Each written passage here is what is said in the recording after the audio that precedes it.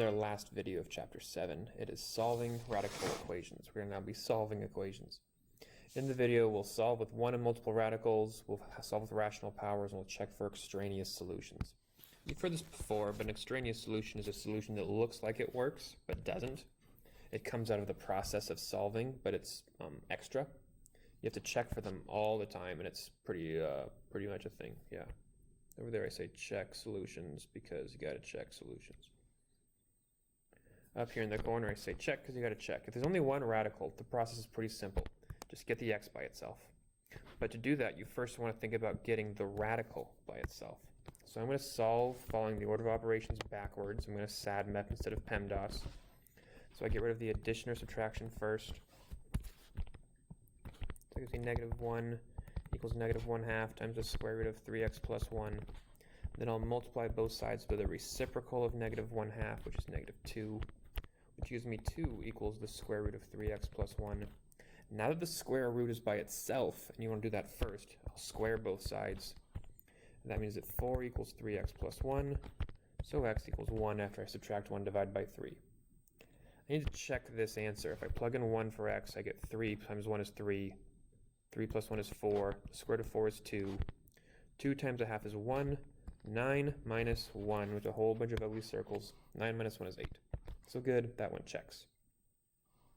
I'm going to actually real quick write one that's not going to check. I'm going to switch the order of the 9 and the 8. The steps are still going to be the same. Subtract the 8 from both sides. Multiply both sides by -2. Square both sides. Subtract the 1. Sorry, so that makes that 3, not -1. Subtract the 1. We get x equals 1 again, which is kind of weird because we didn't have the exact same equation, but we got the same solution. So let's check x equals 1 in the initial equation. I plug in a 1 here. 3 times 1 is 3, and plus 1 is 4. The square root of 4 is 2, so I'm doing 8 minus 1/2 of 2.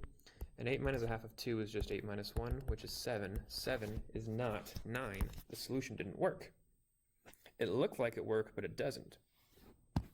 If we were savvy, which is a cool word and a cool thing to be. Savvy. But if we were savvy, then this line right here would have shown that to us. We would have seen that a square root was supposed to come out to something negative, but square roots don't come out to negative things, but just positive things. All right, the square root of 4 can't be -2 without it being imaginary. That's why this was extraneous. The solution actually, the set is empty. There are no solutions to this. So the square roots, it's possible the solution you get isn't going to work. You can typically see that at some point in your solving when a square root is all by itself but equal to a negative. Okay, here's the exact same equation as the first one, but with a third root instead of a square root.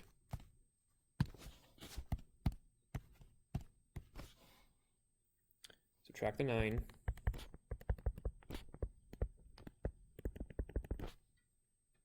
Multiply by multiply by -2. Cube both sides. Don't square both sides, but cube both sides. So x equals 7/3. With cube roots, even if this had come out to something equaling a negative, that would still be possible. You can have cube roots and fifth roots, and any odd root of a negative number is doable, just not even roots. If we were to take the time to check this one, it would check. I'm not going to show the checking every single time. You need to on your homeworks and quizzes and tests. I don't, though, because I'm a math professional. No, I don't, because I've already done it off screen, so don't worry about that. If you have multiple radicals, you need to get them on opposite sides of the equal sign, and then raise both sides to the required power. So this one already has square roots on both sides. So I'm going to square both sides. And that gives me x plus 5 equals -2x plus 1. I'm going to solve this by adding 2x to both sides, subtracting 5 from both sides, and that gives me 3x equals -4. So x equals -4/3. I have already taken the time to check this one. This one also checks. The way that I checked it was actually by graphing it. I'll show it to you. Here I graphed square root of x plus 5. Here I graphed -2x plus 1. This is on Desmos. They crossed somewhere. They crossed at -4/3, Which makes sense because this was translated left 5 units, this was translated left 1 unit, but this one's going to be pointing to the left instead of the right because of this negative 2x. They cross somewhere, they cross here. If you want to see what's going on in sports today, it's this. Okay, I'm going to add the square root of x to both sides on this next one here. You need to get the radical on opposite sides. It's on the same side. This squaring both sides trick isn't going to be very helpful. It's not illegal, it's just not helpful. When I add that x to both sides, I'm going to say this equals 1 plus the square root of x. Now I'll be changing colors for my steps to keep this clear. My next step is to square both sides. On the left side, I just get x plus 3. But on the right side, I get 1 plus 2 times the square root of x plus x. You can't just say that's 1 plus x. It doesn't work that way. You have to think of this like it's foiling. It's 1 plus root x times 1 plus root x. 1 times 1 is 1. 1 times root x is root x. Root x times 1 is root x. And root x times root x is x. 1 root x plus another root x is 2 root x's. That's where that comes from. Make sure you do that every single time. Now, I still have a square root, but now I only have 1 root instead of 2. So I'm going to subtract 1 from both sides, subtract x from both sides. I said I was going to show my work in different colors, and I'm not anymore. Oh well. Divide both sides by 2, and you get that x equals 1. No, sorry, the square root of x equals 1. Well, this is the same thing now. Square both sides. We're just going to get that x equals 1.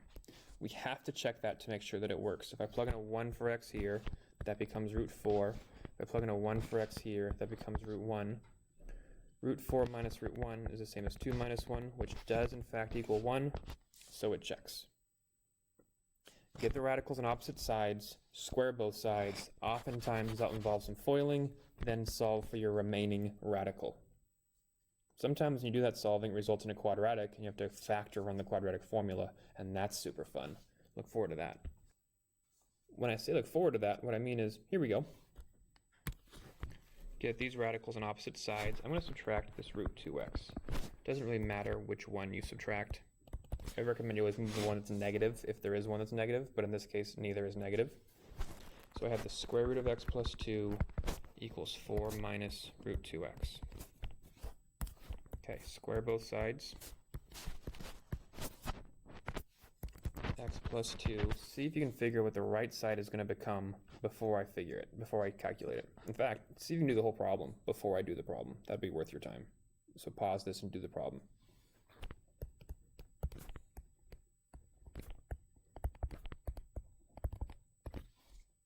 It becomes that. Subtract 2x from both sides and subtract 16. And you get that negative x minus 14 equals negative 8 root 2x.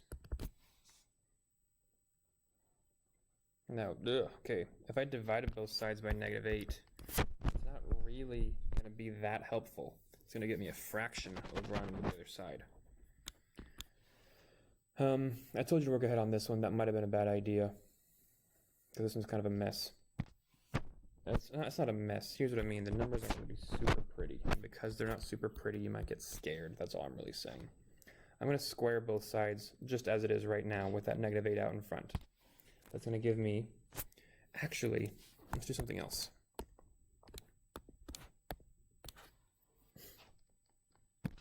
Okay, now I'm going to have a little bit of awareness that all of these things are negative. And that's not a bad thing. But that also means I can just multiply everything by negative 1 and turn this into positive x plus 14 equals positive 8 root 2x. It's just going to cause me a little bit less subtraction writing. Now I'm going to square both sides. That 8 is just squaring to a 64, and the square root of 2x squared is 2x. So there's the right side. The left side has to FOIL. 14 times 14, don't know what that is. 196. I used to know that. I used to be smarter. Guys, I used to be so smart. Now I'm just like kind of smart. But man, in my younger days, oh gosh, The smartness was just everywhere. Get everything together on one side, so subtract the 128x from both sides. Get that x squared minus 100x. You know, people say that youth is wasted on the young, and that's true. But medication's wasted on the old, you know what I mean? And I'm like right in the middle now, where I'm not young and I'm not old, and don't argue with that last statement, okay? I'm not old. But it's a shame. Okay, this, I'm pretty sure actually factors. I don't really want to factor it. That seems like a pain. Let's see. 196 divided by 2.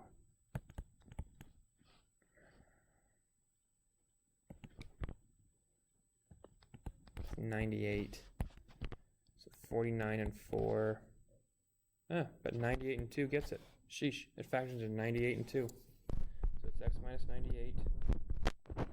X minus 2. So our solutions are possibly 98 and 2. Let's check those and see if they work. If we plug in a 2, we're going to get 4 and 4, and 2 definitely works. Plug in a 2, you get the square root of 4 plus the square root of 4, and that's definitely 4, because the square root of 4 is 2. If we plug in 98, we're going to get the square root of 196 plus the square root of 100, and that does not equal 4. So 98 doesn't work, but 2 does. So the solution is just 2, because 98 was extraneous. Whew, good stuff. Okay, if you solve equations with rational exponents, the key is just take the reciprocal exponent power. So again, I'm going to view this like it's a radical, because it is. I'm going to get that by itself first. That gives me 3x minus 2 to the 1/3 equals 5. Now I'm going to cube both sides.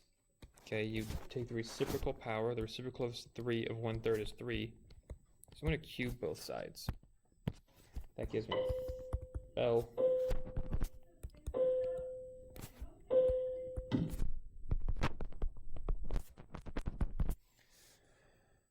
x equals whatever 127 over 3 is. 127 over 3 isn't a whole number. I'm just going to leave that 127 over 3, but I've checked it, it works, don't worry.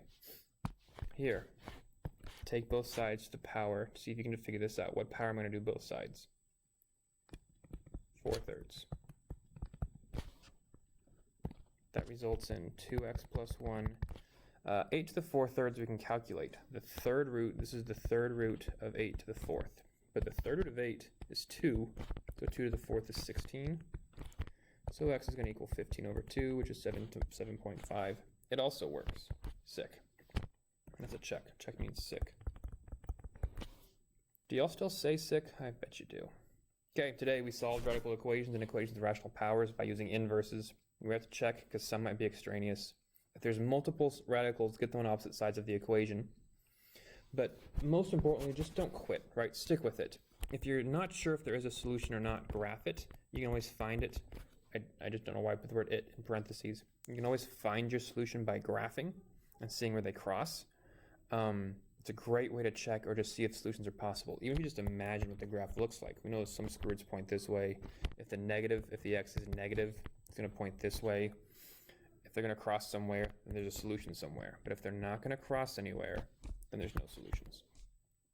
Okay, next chapter is on exponentials, which is by far my favorite chapter, and I am pumped. I also really like the chapter after that, which is conics, and the chapters after that, which is trig. So we're just cruising at this point. I can say this now. This is probably my least favorite chapter. It's at least the square roots and the rational powers are my least two favorite topics, because you've noticed we've not done any word problems. I'm talking too much. We haven't done word problems because they just aren't that applicable and natural with these topics, in my opinion. You can find them in books, but they're always very contrived. Okay, I'm out. Hey, thanks for watching. I hope you found this helpful. If you did, please like it and subscribe it and share it and do all those good things. Or you can just sit there and be distracted by my spirograph as it goes around and around forever. Just going and going and bouncing and bouncing. See you next time.